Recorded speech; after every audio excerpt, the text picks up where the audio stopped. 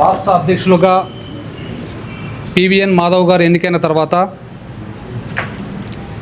రాష్ట్రంలోన భారతీయ జనతా పార్టీని బలోపేతం చేయాలి, రాష్ట్ర వ్యాప్తంగా ఉన్నటువంటి ప్రతి గ్రామంలోన బీజేపీ జెండాను ఎగరేయాలనే ఒక ఉద్దేశంతోన రాష్ట్ర వ్యాప్తంగా పర్యటన చేస్తున్నటువంటి విషయం అందరికీ తెలుసు. దాంట్లో భాగంగా బ్రిటిష్ గవర్నమెంట్లోనే ఏ విధంగా అయితే స్వాతంత్ర కాంక్షను కింది స్థాయి దాకా తీసుకుపోయినటువంటి సంచార జాతులు ఏవైతే ఉన్నాయో ఆ యొక్క సంచార జాతులను గౌరవించుకోవాలా. భారతదేశానికి ఇన్ని సంవత్సరాలుగా స్వాతంత్రం వచ్చిన తర్వాత కూడా సంచార జాతులు ఇంకా వెనుకబడి ఉన్నారు. వారిని ఆర్థికంగా అయితేనేమి, విద్యాపరంగా అయితేనేమి ముందు పదంలో తీసుకుపోవాలనే ఒక ఉద్దేశంతోన మొట్టమొదటిసారిగా వారు సంచార జాతులతోని ఒక బహిరంగ సభను ఏర్పాటు చేసుకోవడం జరుగుతుంది మన రాష్ట్ర అధ్యక్షులు పివిఎన్ మాధవ్ గారు. దాంట్లో భాగంగా ఈ నెల 30 తారీఖున జాతీయ సంచార జాతుల విముక్తి దినోత్సవం, ఆ యొక్క దినోత్సవాన్ని పురస్కరించుకొని ఈ నెల 30 తారీఖున భారీ బహిరంగ సమావేశాన్ని ఏర్పాటు చేయడం జరిగింది. ఈ యొక్క కార్యక్రమం ఓన్లీ సంచార జాతుల యొక్క సంక్షేమం కోసమే తీసుకోవడం జరిగింది. ఈ యొక్క కార్యక్రమంలో మిగతా రాజకీయ పార్టీల మాదిరిగా అందరిని కలిపేసి ఒక కార్యక్రమాన్ని విజయవంతం చేయాలనే ఒక ఉద్దేశం భారతీయ జనతా పార్టీకి లేదు. ఓన్లీ యొక్క కార్యక్రమంలో సంచార జాతులకు సంబంధించినటువంటి కులాల వాళ్ళనే పాల్గొనాలని చెప్పేసి మాకు కూడా చెప్పడం జరిగింది. దాంట్లో భాగంగా రాష్ట్ర వ్యాప్తంగా ఉన్నటువంటి ప్రతి జిల్లాలోన ఆ జిల్లాలకు సంబంధించినటువంటి భారతీయ జనతా పార్టీకి అనుసంధానంగా పనిచేసేటువంటి ఓబీసీ మోర్చా విభాగానికి సంబంధించిన వాళ్ళంతా ఈ యొక్క కార్యక్రమంలోనూ మీరు నిమగ్నమై ఈ యొక్క కార్యక్రమానికి సంబంధించినటువంటి కరపత్రాలు ఏవైతే ఉన్నాయో ఆ యొక్క కరపత్రాలను పాత్రికేయ మిత్రుల సమక్షంలోనే విడుదల చేయండి అని చెప్పేసి ఒక ఆదేశించడం జరిగింది. దాంట్లో భాగంగానే ఈరోజు కర్నూలు జిల్లాకు సంబంధించినటువంటి భారతీయ జనతా పార్టీ కార్యాలయంలోన స్ఫూర్తి అనే ఒక కార్యక్రమానికి సంబంధించినటువంటి 30 తారీఖు సంబంధించినటువంటి భారీ బహిరంగ సభకు సంబంధించినటువంటి స్ఫూర్తి పేరుతో ఉన్నటువంటి కరపత్రాన్ని ఈరోజు మేము విడుదల చేయడం జరిగింది. మామూలుగా అయితే గాన అన్ని రాజకీయ పార్టీలు దేశంలో కేంద్రంలో పరిపాలించినటువంటి కాంగ్రెస్ పార్టీ అయితేనేమి, రాష్ట్రంలో గతంలో ఉన్నటువంటి ఉమ్మడిగా ఉన్నటువంటి రాష్ట్రంలో పరిపాలించినటువంటి ప్రభుత్వాలు అయితేనేమి, ఆంధ్రప్రదేశ్ రాష్ట్రం విడిపోయిన తర్వాత పరిపాలించినటువంటి ప్రభుత్వాలు అయితేనేమి సంచార జాతులను ఎంతవరకు ఉన్నటువంటి ఓటర్లుగా వేసేటువంటి ఒక యంత్రాలుగా చూశారు తప్పితే వాళ్ళకు కూడా మనుషులు వాళ్ళు కూడా ఆర్థికంగా చదువు పరంగా ముందుకు పోవాలా, వాళ్ళ జీవితాలు కూడా బాగా అభివృద్ధి పదంలో ముందుకు పోవాలనేటువంటి ఆలోచించినటువంటి పరిస్థితి లేదు. అయితే భారతీయ జనతా పార్టీ గమనించి ఏ విధంగా అయితే స్వాతంత్ర సంగ్రామంలో మనకు బాసటగా నిలిచినటువంటి సంస్కృతులు ఏవైతే ఉన్నాయో, మన ఆచార వ్యవహారాలను తరతరాలకు తీసుకొచ్చినటువంటి జాతులు ఏవైతే ఉన్నాయో ఆ జాతులను అభివృద్ధి పదంలో తీసుకుపోవాలనే ఉద్దేశంతో వారి యొక్క కార్యక్రమం చేయడం జరిగింది. కాబట్టి ఈ యొక్క స్ఫూర్తి అనే ఒక కార్యక్రమానికి సంబంధించినటువంటి పూర్తి సమాచారం, పూర్తి వివరాలు ఆంధ్రప్రదేశ్ భారతీయ జనతా పార్టీ ఓబీసీ మోర్చా రాష్ట్ర ప్రధాన కార్యదర్శి మురళీనాయుడు గారు, అదేవిధంగా వీరు ఆంధ్రప్రదేశ్ రాష్ట్ర ప్రభుత్వంలో వాల్మీకి కార్పొరేషన్ సంబంధించినటువంటి డైరెక్టర్గా కూడా పనిచేస్తున్నారు. వీరు పూర్తిగా వారు చెప్పడం జరుగుతుంది. అదేవిధంగా ఈ వేదికపై ఉన్నటువంటి మా భారతీయ జనతా పార్టీకి సంబంధించినటువంటి సోదరులు మిత్రులు కూడా ఇక స్ఫూర్తికి సంబంధించినటువంటి పూర్తి వివరాలు ఇవ్వడం జరుగుతుంది. కనుక అందరూ మనం ఒకసారి గమనించినట్లయితే గాన మురళీనాయుడు గారు రాష్ట్ర ప్రధాన కార్యదర్శి ఓబీసీ మోర్చా విభాగానికి, వీరప్ప గారు రాష్ట్ర కార్యవర్గ సభ్యులు, అదేవిధంగా నాగేశ్వర యాదవ్ గారు కొత్తగా కర్నూలు జిల్లాకు భారతీయ జనతా పార్టీ జిల్లా ప్రధాన కార్యదర్శిగా వారు ఎన్నుకోవడం జరిగింది, కొత్తగా నియామకం కావడం జరిగింది. ఆ తర్వాత తేజారాం గారు జిల్లాకు సంబంధించినటువంటి ఓబీసీ మోర్చా ఉపాధ్యక్షులు, తర్వాత శారదమ్మ గారు ఓబీసీ మోర్చా విభాగానికి సంబంధించిన జిల్లా ఉపాధ్యక్షులు, తర్వాత మస్తాన్బీ గారు జిల్లాకు సంబంధించినటువంటి ఓబీసీ మోర్చా విభాగానికి సంబంధించినటువంటి ఉపాధ్యక్షులు, అదేవిధంగా మా భారతీయ జనతా పార్టీకి సంబంధించినటువంటి మహిళా నాయకులు, వీరంతా ఈ స్ఫూర్తికి సంబంధించినటువంటి విషయాలను పూర్తిగా మీకు చెప్పడం జరుగుతుంది. నా పేరు ఉల్చాల లక్ష్మణ్ నాయుడు, కర్నూలు జిల్లా భారతీయ జనతా పార్టీ ఓబీసీ మోర్చాకు సంబంధించినటువంటి జిల్లా ప్రధాన కార్యదర్శిని. ముందుగా ఈ యొక్క కార్యక్రమాన్ని ఉద్దేశించి రాష్ట్ర ప్రధాన కార్యదర్శి మురళీనాయుడు గారిని మాట్లాడాలని చెప్పేసి నేను కోరుకుంటున్నాను. అందరికీ నమస్కారం. భారత్ మాతాకి జై. జూలై 1వ తారీఖున భారతీయ జనతా పార్టీ ఆంధ్రప్రదేశ్ శాఖకు కొత్త అధ్యక్షుడిగా శ్రీ పివిఎన్ మాధవ్ గారు నియామకం జరిగిన వెంటనే అధ్యక్షుడు ఈ రాష్ట్రంలో మొట్టమొదటి సభని సంచార జాతులకు సంబంధించిన సభ పెట్టాలని రాష్ట్ర ఓబీసీ మోర్చా నాయకత్వంతో మాట్లాడినాడు. దానికి అనుగుణంగా వెంటనే ముందుగా ఈ యొక్క సభని సంచార జాతుల దినోత్సవమైనటువంటి ఈ నెల 31వ తారీఖు. అయితే ఆ రోజు గవర్నమెంట్ ప్రోగ్రాం ఉంటుంది కనుక ముందు రోజు 30వ తారీఖు ఈ కార్యక్రమం చేయాలనేది నిర్ణయం చేసుకున్నాం. భారతీయ జనతా పార్టీ ప్రధానంగా ఈ యొక్క ప్రజాస్వామ్య పాలనలో రాజకీయ పార్టీలు ఓట్లు ఎక్కడ ఉంటే అక్కడే మొగ్గు చూపేటువంటి సందర్భం మనము ఈ దేశంలో నెలకొన్న విషయం మనందరికీ తెలుసు. అట్లా కాకుండా భారతీయ జనతా పార్టీ అంత్యోదయమైనటువంటి లక్ష్యాన్ని కలిగి ఉంది కనుక, ఈ సిద్ధాంతాన్ని కలిగి ఉంది కనుక ఈ యొక్క పార్టీ ప్రధానంగా ప్రతి ఒక్కరికి సుపరిపాలన అందాలనేటువంటి లక్ష్యంతో పనిచేస్తుంది. అందుకొరకే వీళ్ళ యొక్క ఓటు బలం ఉందా లేదనేటువంటి ఆలోచన లేకుండా సమాజంలో ఉన్న అన్ని వర్గాల వాళ్ళని మనం అభివృద్ధిలోకి తీసుకెళ్ళినట్టయితే దేశం అభివృద్ధి చెందుతుంది. కనుక ఈ సంచార జాతుల వాళ్ళు స్వాతంత్రం వచ్చినప్పటి నుంచి కూడా వాళ్ళు పూర్తిగా వాళ్ళకు ఓటు బలం లేకపోవడం వల్ల పూర్తిగా నెగ్లెక్ట్ కావడం వల్ల జరిగింది, నిర్లక్ష్యానికి గురి కావడం జరిగింది. ముఖ్యంగా మొదటి స్వాతంత్రం వచ్చిన తర్వాత పాలించినటువంటి కాంగ్రెస్ పార్టీ లాంటి వాళ్ళైతే పూర్తిగా ఓటు బ్యాంక్ పాలిటిక్స్ తోటి ఈ సంచార జాతులను ఎక్కడ కూడా వాళ్ళని ఆదరణ చేసినట్టు కానీ, వాళ్ళని అభివృద్ధి పథంలో తీసుకొచ్చినట్టు కానీ, లేదంటే వాళ్ళకి కావాల్సినటువంటి సౌకర్యాలు కల్పించినట్లు కానీ ఎక్కడ కూడా కనపడలేదు. వాళ్ళని పూర్తిగా నిర్లక్ష్యానికి వదిలేసింది అనే విషయం మనకందరికీ తెలిసిన విషయమే. అయితే భారతీయ జనతా పార్టీలో వాజ్పేయి గారు మొట్టమొదటిసారి నాయకత్వంలో ప్రభుత్వం ఏర్పడినప్పుడు సంచార జాతులకు సంబంధించినటువంటి డిఎన్టీ కమిషన్ కూడా ఏర్పాటు చేయడం జరిగింది మొట్టమొదటిసారి. అంతేకాకుండా మన గౌరవ ప్రధానమంత్రి నరేంద్ర మోడీ గారి నాయకత్వంలో బీజేపీ 2014లో అధికారంలోకి వచ్చిన వెంటనే ఒక డిఎన్టీ కమిషన్కి మరొక కమిషన్ ఏర్పాటు చేశారు. దానికి సంబంధించిన పూర్తిగా పరిశోధన చేయమని, డిఎన్టీకి సంబంధించి ఈ యొక్క సమావేశాన్ని మరి కూడా అంతేకాకుండా అక్కడికి వదలకుండా మరి తర్వాత సీడ్ అనే ఒక పథకాన్ని కేంద్రం లెవెల్లో తీసుకొచ్చింది. సీడ్ అనే పథకం ద్వారా సంచార జాతుల కులాలకు వాళ్ళ ఆర్థిక అభివృద్ధి కొరకు వాళ్ళని ముందుకు తీసుకెళ్లడం కొరకు ఆ పథకాన్ని 200 కోట్ల బడ్జెట్ తోటి రిలీజ్ చేసి వాళ్ళకి సహకారం చేసింది.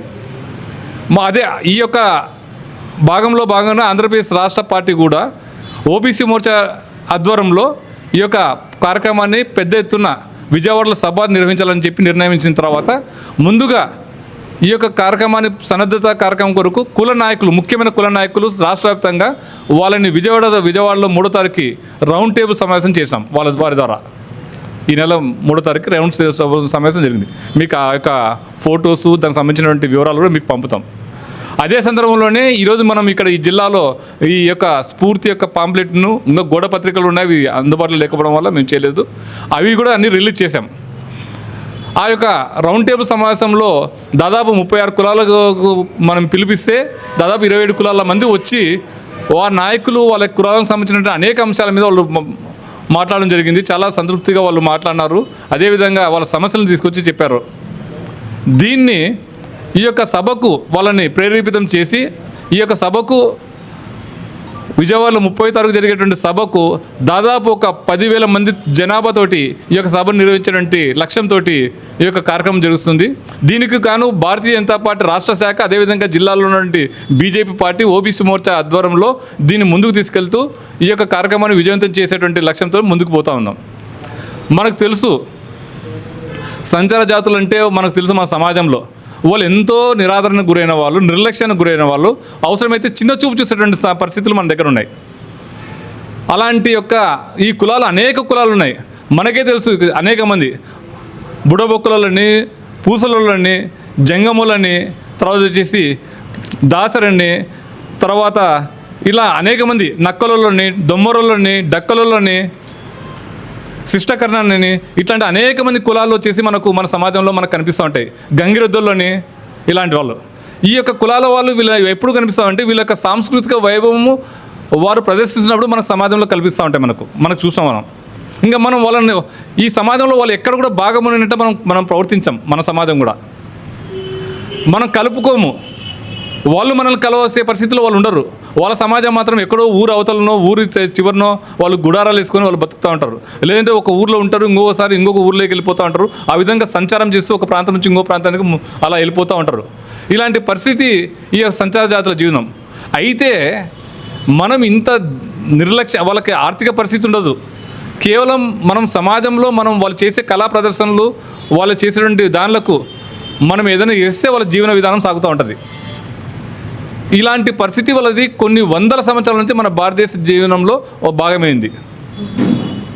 అయితే వీళ్ళకి ఎటువంటి నిర్లక్ష్యంగా మన సమాజం అంతా చూస్తుంది. ఈ ప్రభుత్వాలు కూడా స్వాతంత్రం వచ్చిన తర్వాత ఈ ప్రభుత్వాలు కూడా అలానే చేస్తున్నాయి. కానీ వీరి యొక్క ప్రాముఖ్యత మన భారతీయ సంప్రదాయంలో, సంస్కృతిలో ఎంతో గొప్పది, ఔన్నత్యమైన విషయము. మనం ఒకసారి వాళ్ళ చరిత్రను చూసినట్టయితే మనకు అనేక గొప్ప విషయాలు తెలుస్తుంది. మీరు ఈరోజు భారతీయ సంస్కృతిని మనము కళారూపాల్లో మనం చూడాలంటే ఈ యొక్క కులాల్లో వాళ్ళు ప్రదర్శించే వాళ్ళకి వారసత్వంగా వచ్చేటువంటి కళల్లో మనకు కనిపిస్తుంది వాళ్ళ యొక్క సంస్కృతి. ఈ సంస్కృతి ఏదో కాదు మన భారతీయ సంస్కృతి కూడా. అంతేకాకుండా వీళ్ళు బ్రిటిష్ వాళ్ళు మన దేశాన్ని పాలిస్తున్న సమయంలో మొట్టమొదటి 1857 తిరుగుబాటు జరిగింది. తర్వాత స్వాతంత్ర ఉద్యమం జరిగింది 100 సంవత్సరాలుగా. ఈ యొక్క ఉద్యమంలో అనేక సందర్భాల్లో కూడా ఈ యొక్క కార్యక్రమాన్ని వాళ్ళు ముఖ్యమైన భాగం పోషించారు. ఆ టైంలో మనకు ఎటువంటి మీడియా కానీ, సోషల్ మీడియా కానీ, ఎటువంటి కమ్యూనికేషన్స్ లేని సమయంలో మనకు సమాచారాన్ని చేరవేసేయడానికి ఈ యొక్క కులాల వాళ్ళే మనకు తోడ్పడినారు. వీళ్ళందరూ కూడా ఈ యొక్క స్వాతంత్ర ఉద్యమ స్ఫూర్తిని అన్ని మూలాలకు, అన్ని ఏరియాలకు, ఈ యొక్క దేశం మొత్తం కూడా వాళ్ళు వ్యాప్తి చేసి స్వాతంత్ర ఉద్యమాన్ని రగిలింపజేసడానికి వీళ్ళు ముఖ్యమైన సారథులుగా వాళ్ళు నిలబడినారు. అలాంటి గొప్ప వీళ్ళు మన యొక్క స్వాతంత్ర ఉద్యమంలో వీళ్ళు పాల్పంచుకున్నటువంటి వీళ్ళకు స్వాతంత్రం వచ్చిన తర్వాత వీళ్ళకి అభివృద్ధిలో మనం భాగం చేయలేదు. వీళ్ళ యొక్క హక్కులు అనేకం ఉన్నాయి, వీళ్ళకి సమస్యలు ఉన్నాయి, వీళ్ళకి సరైనటువంటి ఐడెంటిటీ ఉండదు, వీళ్ళకి ఆధార్ కార్డు ఉండదు, ఓటర్ హక్కుగా ఉండదు. వీళ్ళు మన భారతదేశ ప్రజాస్వామ్యంలో భాగస్వాములుగా ఉండరు. కానీ వీళ్ళందరినీ కూడా మనం చేస్తున్న పరిస్థితి ఉంటుంది. దీని యొక్క హక్కులకు సంబంధించి వాళ్ళకి సరైనటువంటి రేషన్ విధానం ఉండదు. ప్రభుత్వ లబ్ధి పథకాల్లో వాళ్ళకి అటువంటి అవకాశాలు ఉండవు. వీళ్ళని భాగస్వామ్యం చేయాలో, వాళ్ళ యొక్క సమస్యలను పరిష్కరించాలో, వాళ్ళ గురించి మాట్లాడడానికి భారతీయ జనతా పార్టీ రాష్ట్ర శాఖ ఆధ్వర్యంలో ప్రభుత్వాన్ని కూడా దీన్ని ముందుకు తీసుకెళ్ళేటువంటి అవకాశం ఉంది. దీనికి గాను ఈ నెల 30వ తారీఖు ఒక బహిరంగ సభ విజయవాడలో మనం జరపబోతున్నాం. అందుకుగాను ఈ యొక్క 64 కులాల నుండి 67 కులాల నుండి ఈ యొక్క సంచార జాతుల సభను వీళ్ళు మామూలు వ్యక్తులు కాదు, వీళ్ళు చాలా గౌరవనీయ వాళ్ళు. అందుకే సంచార జాతులు సదాచారులు అంటాం. అంటే వాళ్ళ ఆచారాన్ని కొనసాగిస్తూ మన సాంస్కృతిక వైభవాన్ని నిలబెట్టినటువంటి గొప్ప వాళ్ళు వీళ్ళు.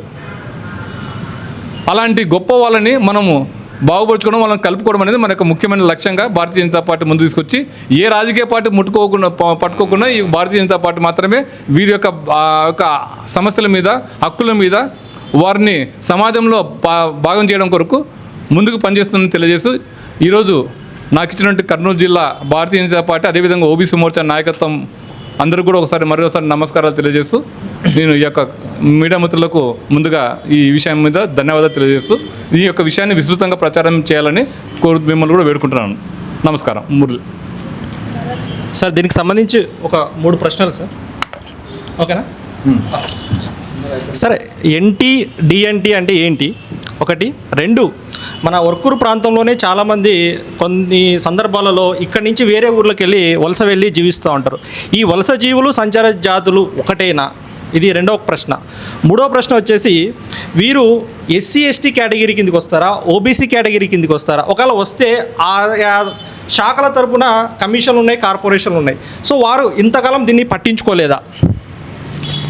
మన మీడియా మిత్రుడు చాలా మంచి ప్రశ్నలు వేశాడు, చాలా ముఖ్యమైన ప్రశ్నలు గొప్పగా వేశాడు. మొదట డిఎన్టీ. మనకు బ్రిటిష్ టైంలో ఈ సంచార జాతులు బ్రిటిష్ సిపాయిల తిరుగుబాటు సమయంలో చాలా గొప్పగా పనిచేశారని చెప్పేసి, వీళ్ళ వల్లనే అంత పెద్ద ఉద్యమం తిరుగుబాటు జరిగిందని చెప్పేసి వాళ్ళు గుర్తించి ఈ యొక్క సంచార జాతులను అందరినీ కూడా 1871 సంవత్సరంలో క్రిమినల్ ట్రైబ్స్ యాక్ట్ అని ఒక చట్టాన్ని తీసుకొచ్చి వీళ్ళంతా క్రిమినల్స్ అని ఒక రాజముద్ర వేసేసినారు. ఆ టైంలో వీళ్ళంతా దొంగలు, క్రిమినల్స్, నేరాలు చేసే ప్రవృత్తి ఉన్నటువంటి వ్యక్తులు. కానీ వీళ్ళు సదాచారుల్లో యాక్చువల్గా మనం చెప్పుకుంటున్నది. అలాంటి వాళ్ళు అంత దుర్మార్గమైనటువంటి పాలన చేసిన వాళ్ళని అప్పుడు ఈ యొక్క ట్రైబ్స్గా వాళ్ళు ప్రకటించిన ఆ చట్టాన్ని స్వాతంత్రం వచ్చినాక 1952 సంవత్సరంలో వాళ్ళని మరీ ఈ యొక్క ముద్రను తీసేసి ఆ చట్టాన్ని రద్దు చేయడం జరిగింది. అందుకే నోటిఫైడ్ ట్రైబ్స్ అంటే నోటిఫికేషన్ ఇచ్చిన దాన్ని మరి నోటిఫై చేయడం. అదేవిధంగా నోటిఫైడ్ ట్రైబ్స్ అంటే ప్రభుత్వ స్వాతంత్రం వచ్చిన తర్వాత కొంతమంది ట్రైబ్స్ని, అంటే క్రిమినల్గా కాదు, క్రిమినల్ యాక్ట్ నుంచి కాకుండా కొంతమంది ట్రైబ్స్గా గుర్తించాల్సిన పరిస్థితి ఉంటే వాళ్ళకి నోటిఫైడ్ ట్రైబ్స్ చేయడం జరిగింది. ఎన్టీ అంటారు దాన్ని, డిఎన్టీ, ఎస్ఎన్టీ అంటారు, సెమీ నోటిఫైడ్. అంటే వాళ్ళ కొన్ని కులాలు వచ్చేసి ఎలా ఉంటాయంటే కొన్ని ట్రైబల్ జీవన విధానం ఉంటుంది, కొంత సమాజంలో ఉన్నటువంటి జీవన విధానం ఉంటుంది. వాళ్ళని సెమీ నోటిఫైడ్ ట్రైబ్స్ అంటారు. అంటే ప్రభుత్వం ఈ విధంగా వాళ్ళ యొక్క ఆచారాలు సంస్కృతి వాళ్ళని పరిశోధన చేసి గుర్తించినది. మీరు చెప్పిన రెండో ప్రశ్న వచ్చేసి వరకుర్రు ఆ ప్రాంతంలో వలసలు వెళ్తున్నారు అంటున్నారు. వరకురే కాదు, పశ్చిమ కర్నూలు జిల్లా ప్రాంతం అంతా వలసలు వెళ్తారు. అది సంచార జీవనం కాదు, వాళ్ళకి ఈ యొక్క సంచారాలకు సంబంధం లేదు.